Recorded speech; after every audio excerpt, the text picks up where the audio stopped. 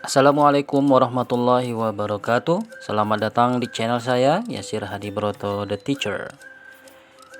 Pada kesempatan kali ini, kami akan menganalisis implementasi pembelajaran diferensiasi kelompok 4 CGP angkatan 8. Kelompok 4 CGP angkatan 8 terdiri dari Ibu Dian Kusumawati, Yasir Hadibroto dengan fasilitator Bapak Tri Haryono.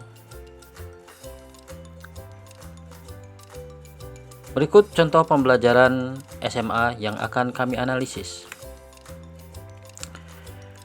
Bude Rana adalah seorang guru biologi SMA.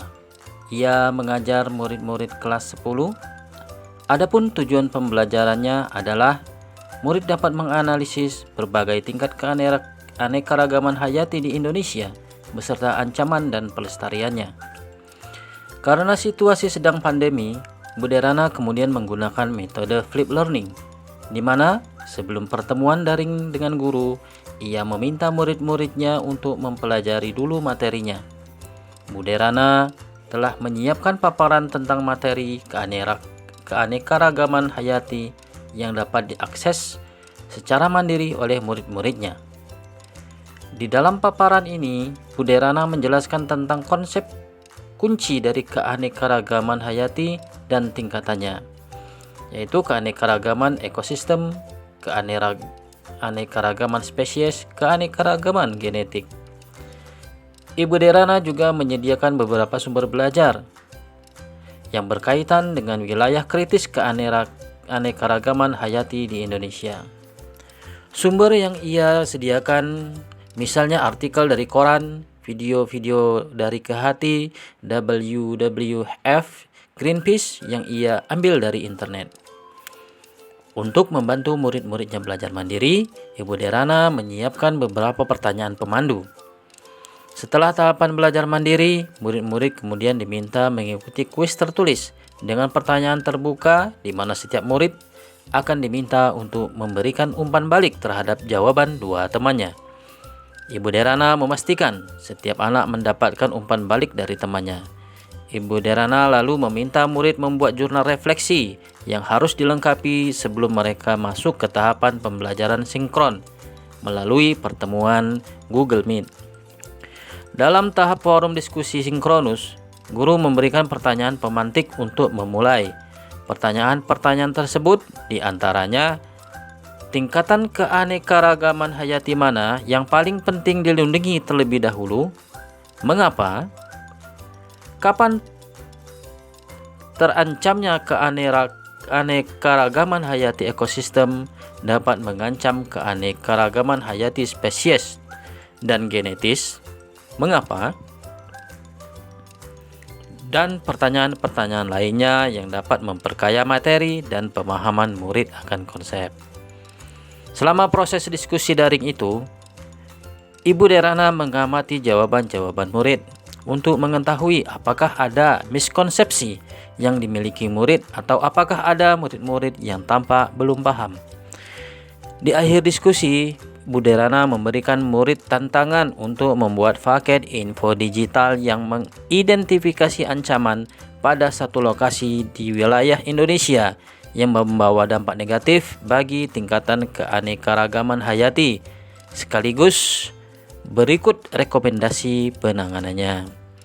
Bude Rana memperkenankan murid memilih sendiri lokasinya berdasarkan kasus yang nyata terjadi di Indonesia. Bentuk paket info digital pun bebas sesuai kenyamanan murid. Misalnya, video singkat, poster digital, situs web, rekaman suara, dan sebagainya. Asalkan semua informasi yang disajikan sesuai dengan rubrik penilaian yang diberikan dan telah didiskusikan bersama. Murid kemudian bekerja secara mandiri berdasarkan tenggat waktu yang telah disediakan. Selama murid-murid bekerja, Bude Rana juga menyediakan slot-slot waktu tertentu untuk bertemu dengan beberapa murid yang berdasarkan penilaiannya masih memerlukan bantuan. Di dalam slot waktu khusus ini, Bude Rana menjelaskan kembali konsep-konsep serta memberikan banyak contoh.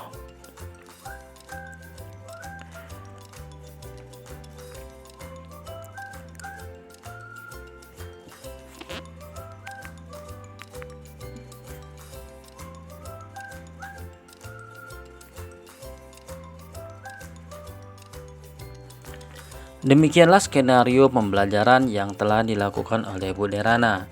Berdasarkan skenario tersebut, kami mencoba menganalisis skenario tersebut berdasarkan pertanyaan-pertanyaan berikut.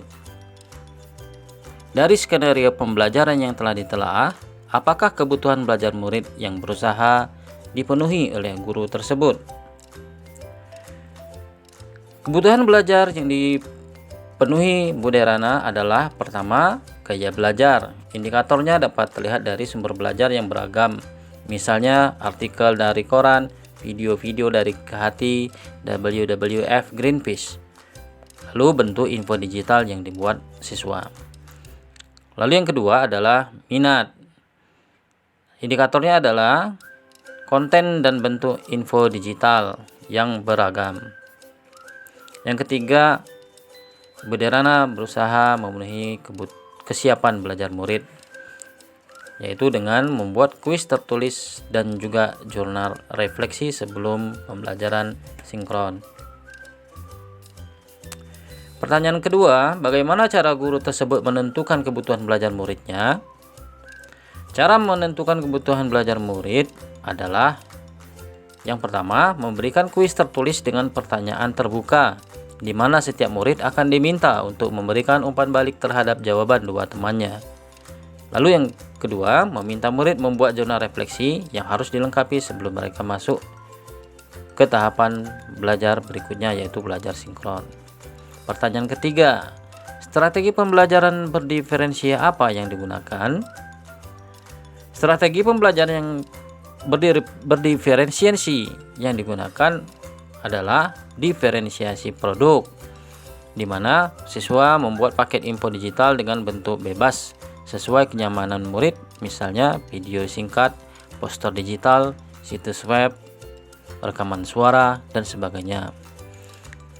Lalu yang kedua yaitu diferensiasi proses, di mana Bu Derana menyediakan pertanyaan pemantik atau tantangan dan juga membuat agenda individual pertemuan khusus dengan beberapa siswa yang dianggap perlu untuk mendapatkan pendampingan.